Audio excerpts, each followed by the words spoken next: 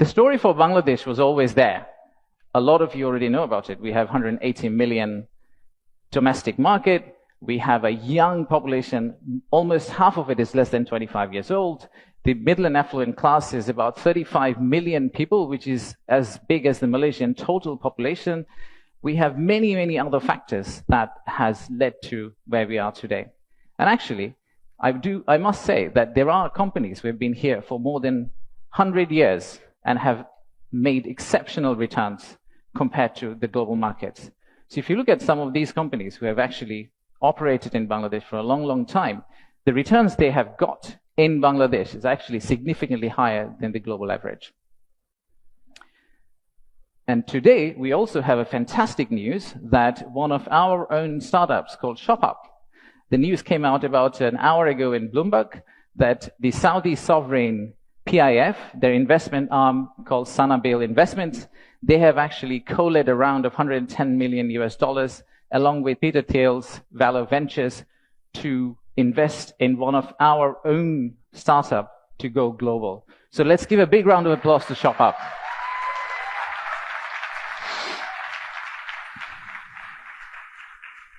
So that's today. That's today. So what's tomorrow? How do we go from here to the vision we have for 2035? So this $180 million story, or 180 million people story, is not enough.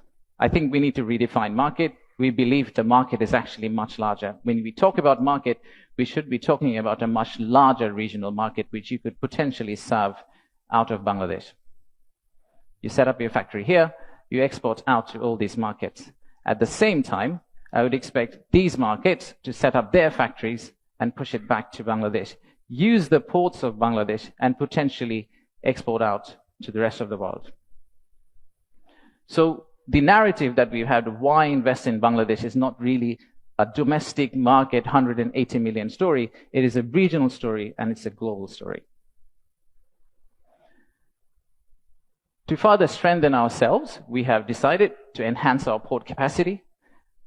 In Chittagong area, what you see now, we are actually tripling that within the next few years, which is essentially allow this region to consider Bangladesh as one of the biggest logistical hubs.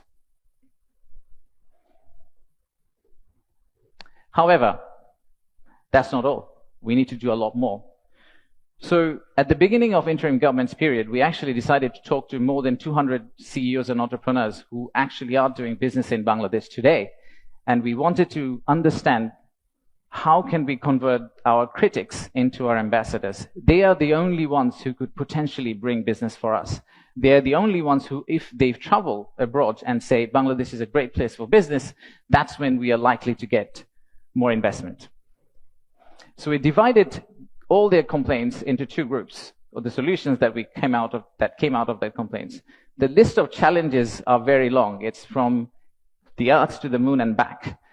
But we whittled it down to a few action items, some of which are short-term wins, so some of that you see here, some of which are actually long-term policy reforms that we would like to also undertake and set the direction of travel for the country in the right course so that the incoming government, the next government, the political parties who come and start driving this economy, they can follow the same script for us.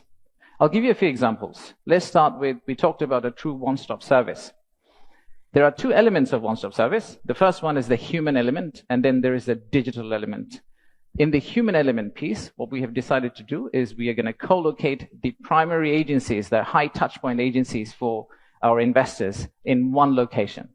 So that instead of the investors walking around different ministries, and we have a lot of them in Bangladesh, they all come to one office and they end up meeting everyone.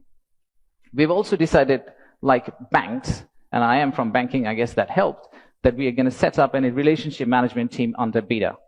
What it would essentially do is, just like a corporate banking, relationship banking manager, he would hold hand of the investor and walk them around the landing process. Let's take another example. Our friends in National Board of Revenue helped us set up the authorized economic operator. It's essentially the green channel, or widely known as the green channel setup, where if you're a good customer, you are able to circumvent some of the custom checks and fast-track your process through the ports.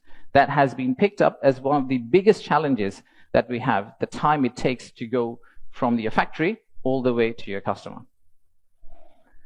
And finally, let me show you one more example of policy change. So as you all know, there are many government agencies. We also know there's private sector. The dialogue between private sector and government agencies has not necessarily always been the most collegial. So how do we break that apart? The first thing we need to do is to club the government agency into one. We need to show one face. We need to be one outfit for our customers, our investors, and then create a bridge between our private sector and the government of Bangladesh. So what we are planning to do is to set up a private sector advisory council that will actually counsel the head of state directly on a regular basis, essentially voicing the changes that they would want to drive the economy forward. So these are some of the examples of what we are planning to do. And if we are able to do that, we do believe that we will get to the end, the vision we have for 2035.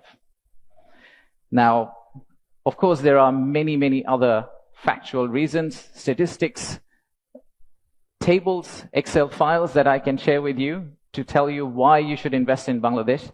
In fact, the next slide will have a QR code which you can scan and download, which will have essentially this presentation. So you didn't have to take the photos of the presentation, by the way.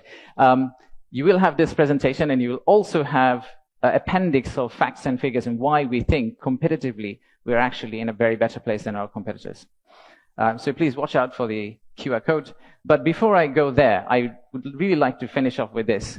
There are economic reasons to invest in Bangladesh, but I really don't want you to invest in Bangladesh for the economic reasons. If you really think about investing in Bangladesh, think about investing in Bangladesh because of the transformational journey you're going to be part of. For the odd mixture of warmth and resilience our people have, and our century-old culture paired with the shared values that we have with you. So I rest my case here. Thank you very much for coming, and enjoy the rest of the day. Thank you all.